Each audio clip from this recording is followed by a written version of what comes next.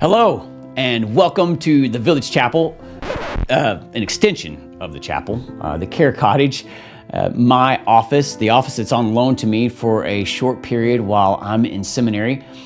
A huge blessing, a place that I get to come to nearly every week, almost every day of the week, and study for hours and hours and hours. Which is sort of ironic because coming from a kid who used to hate school and used to hate reading, it is one of the biggest blessings of my life. It's something I look forward to every day, to come in here and to study the Greek language, Hebrew, to study church history and biblical exegesis and have these really neat conversations with like-minded Christians.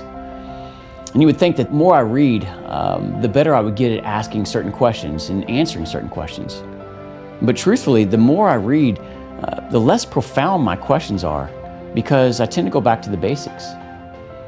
And like this week, as I'm studying the lectionary, I'm looking at Colossians chapter 3, verses 1 through 11. As I read through that, it makes me ask a very basic question that I think we might all have a little issue answering. What does it mean to be Christian?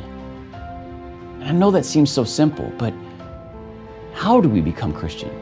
What does it cost to become a Christian? When you become a Christian, does that change anything for you?